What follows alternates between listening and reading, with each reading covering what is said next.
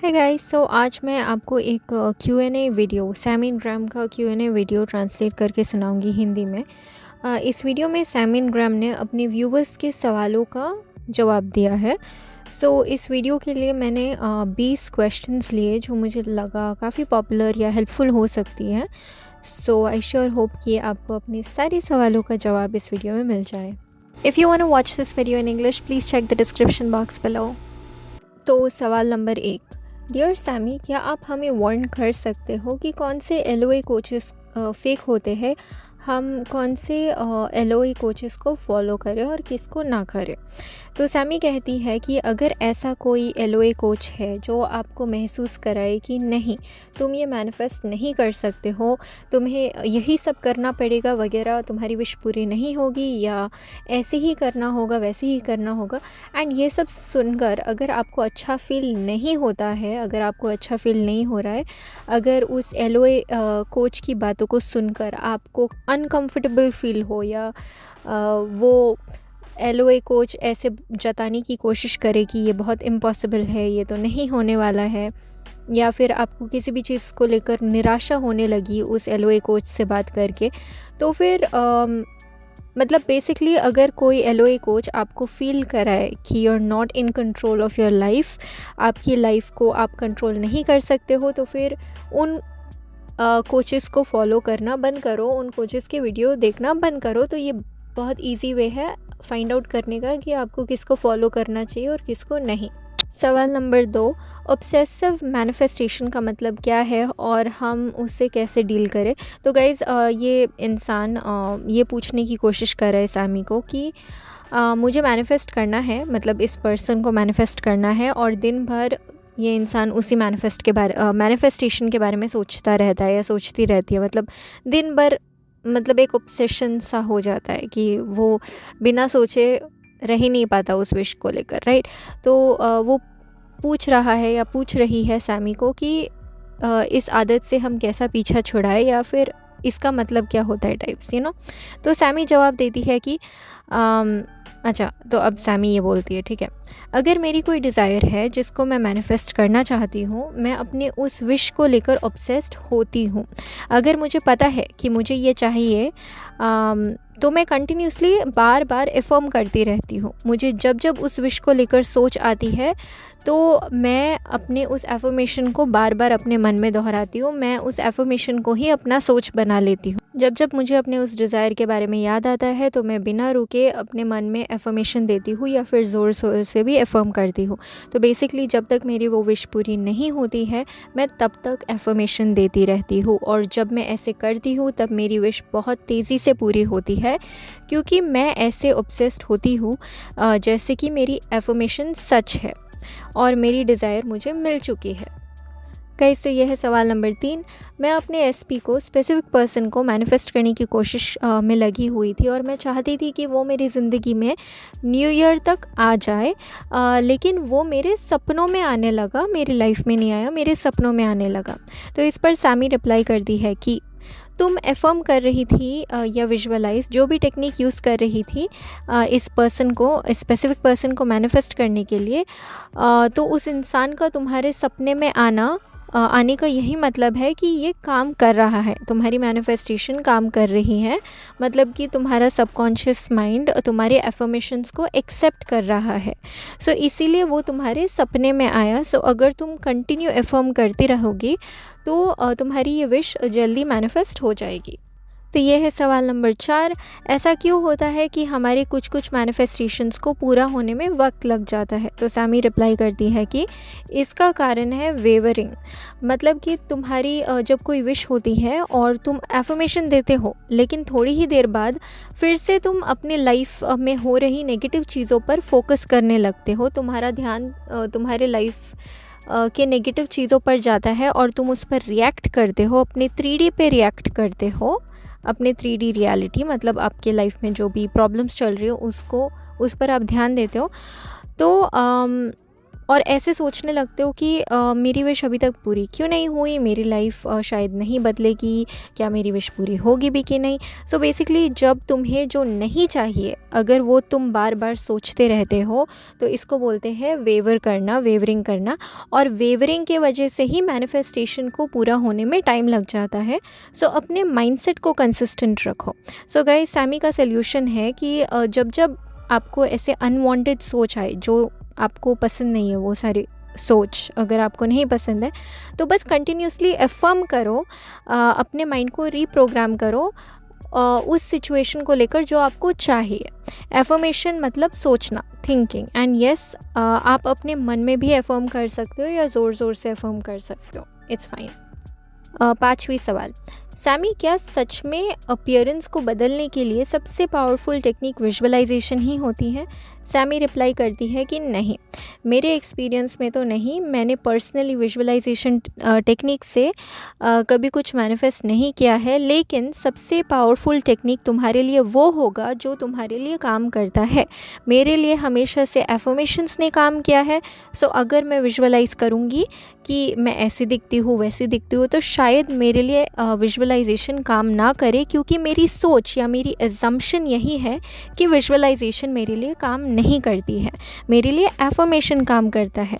सो मैं बार बार एफर्मेशन दूंगी कि मैं ऐसी दिखती हूँ। और मेरे लिए सबसे फास्ट और सबसे ईजी जो टेक्निक है वो है एफर्मेशन। सो ये डिपेंड करता है कि तुम कैसे मैनिफेस्ट करना पसंद करते हो। सो इन शॉर्ट, अगर विजुअलाइजेशन करके तुम नॉर्मली मैनिफेस्ट नहीं करते हो तो फिर जवाब है नहीं। सो गाइज, बेसिकली सैमी कहती है कि आपके लिए जो टेक्निक बेस्ट है, आपको जो टेक्निक करना पसंद है उस टेक्निक को यूज़ करो मैनिफेस्ट करने के लिए, वही सबसे स्ट्रॉन्ग टेक्निक होती है। सवाल नंबर 6, क्या हमें अपने एफर्मेशंस को पास्ट टेंस में देना चाहिए या प्रेजेंट टेंस में या फिर फ्यूचर टेंस में? हमें अपने एफर्मेशन को कौन से टेंस में देना चाहिए, पास्ट, प्रेजेंट या फ्यूचर? तो इस सवाल के रिप्लाई में सैमी कह दिया कि सच में कोई फ़र्क नहीं पड़ता है, तुम्हें जैसा अच्छा लगे, जैसा कंफर्टेबल लगे वैसे अफर्म करो। अगर तुम्हें पास्ट टेंस में कंफर्टेबल लगता है, अच्छा लगता है अफर्म करना तो वैसे करो, प्रेजेंट टेंस में या फ्यूचर टेंस में जैसे मर्ज़ी वैसे अफर्म करो। क्वेश्चन नंबर 7, मैं किसी सेलिब्रिटी को कैसे मैनिफेस्ट करूँ? तो इस सवाल के जवाब में सैमी का रिप्लाई ये है कि बिल्कुल वैसे ही मैनिफेस्ट करना है किसी सेलिब्रिटी को जैसे तुम किसी और नॉर्मल इंसान को मैनिफेस्ट करते हो, क्योंकि एक सेलिब्रिटी वो भी नॉर्मल इंसान होता है, बस उसके पास फैंस या बहुत सारे फॉलोअर्स होते हैं। सो एफर्मेशंस दो, एफर्म करो कि वो मुझे पसंद करता है, या जो भी तुम उस सेलिब्रिटी से चाहते हो वैसे एफर्मेशंस बना के एफर्म करो। और फिर तुम्हें दिख जाएगी, तुम्हें अचानक से ऐसे सिचुएशंस क्रिएट होती हुई दिखेगी जिसकी मदद से वो तुम्हारे लाइफ में होगा या होगी। जैसे कि फॉर एग्ज़ाम्पल तुम दोनों की बातें शायद सोशल मीडिया पे होने लगे, या फिर तुम दोनों उसके शो में मिल लो वगैरह। तो कोई भी रीज़न हो सकता है, कुछ भी हो सकता है। सो वो भी हमारे जैसे इंसान है। तो सबसे पहले ये थॉट निकाल दो अपने मन से कि सेलिब्रिटी को मैनिफेस्ट करना मुश्किल है। क्वेश्चन नंबर 8, मेरे एसपी ने मुझसे ब्रेकअप कर लिया है, सो क्या बस ये एक एफर्मेशन देना काफ़ी होगा कि हम दोनों हमेशा से ही रिलेशनशिप में रहे हैं? तो सैमी रिप्लाई करती है कि यस, ये एफर्मेशन देने से तुम अपने ब्रेकअप को रिवाइज़ कर लोगे। रिविज़न मतलब कि ये प्रॉब्लम कभी आई ही नहीं थी, मतलब कि ब्रेकअप कभी हुआ ही नहीं था, इसको बोलते हैं रिविज़न। सो तुम और तुम्हारे एसपी फिर से रिलेशनशिप में वापस आ जाओगे। सवाल नंबर 9, मैं ऐसे क्या करूँ कि मेरे एसपी को रियलाइज़ हो जाए कि I am the only one perfect for him, सिर्फ मैं ही उसके लिए एक सही लड़की हूँ।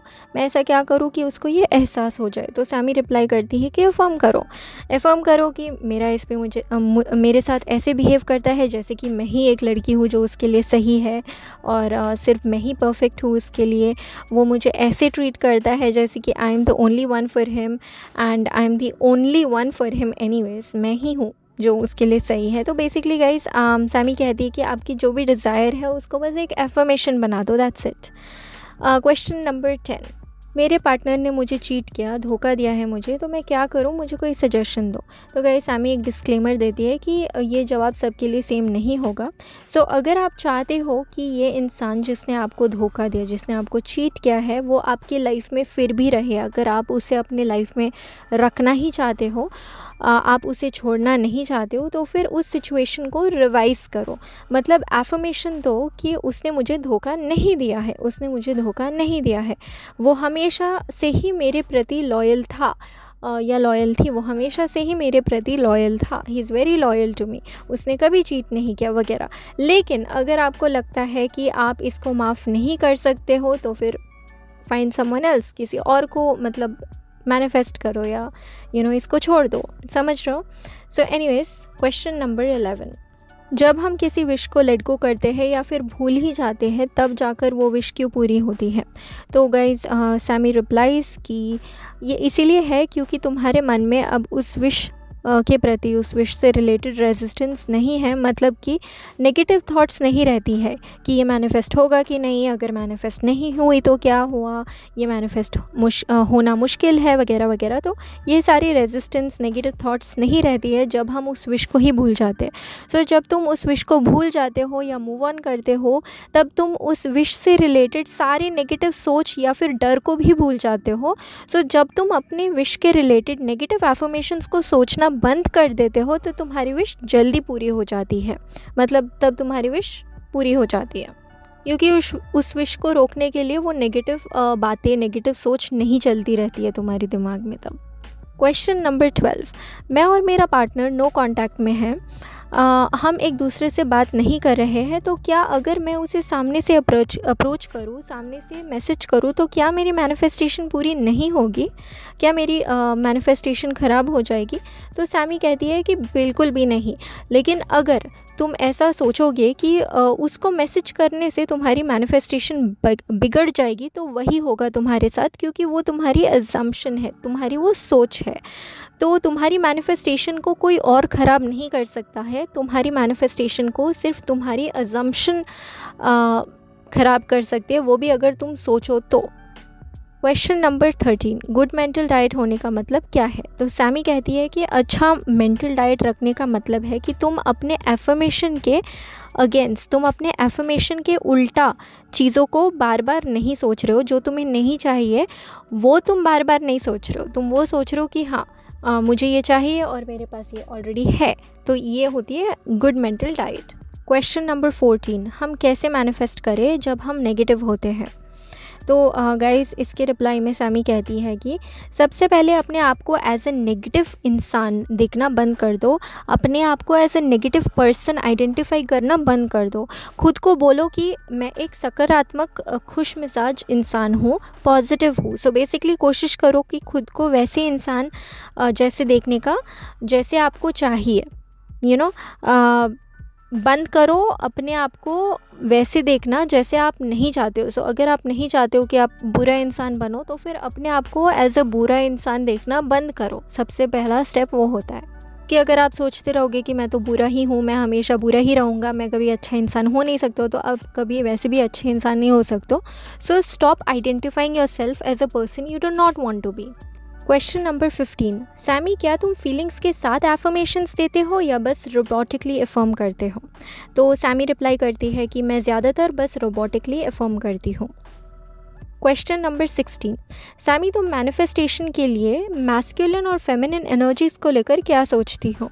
तो गाइस सैमी का रिप्लाई ये है, मुझे पर्सनली चीज़ों को कॉम्प्लिकेट करना पसंद नहीं है, तो मैं इन सब में नहीं पढ़ती हूँ, मैं बस फ्लो के साथ जाती हूँ, मुझे जो सही लगता है मैं वही करती हूँ। मैं ये सोचकर टेंशन नहीं लेती हूँ कि मेरी एनर्जी मैस्कुलिन है या फेमिनिन है, मुझे कोई फ़र्क नहीं पड़ता है इन चीज़ों से, और मुझ पर इन सब से कोई असर भी नहीं पड़ता है। लेकिन अगर तुम्हें इन सब चीज़ों पर विश्वास है, तो फिर तुम यही सब अपने लाइफ में एक्सपीरियंस करोगे।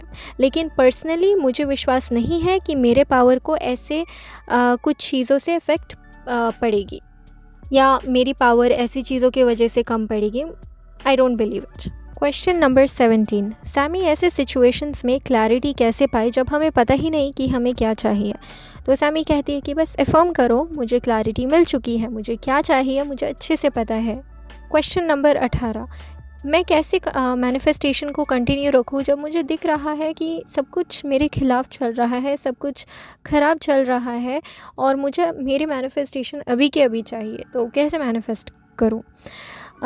तो सैमी कहती है कि तुम ऐसे सोच ही क्यों रहे हो कि सब कुछ तुम्हारे खिलाफ चल रहा है। अफ़र्म करो कि मेरे लिए सब कुछ आसान है, सब कुछ मेरे फेवर में चल रहा है, सब कुछ मेरे पक्ष में काम कर रहा है।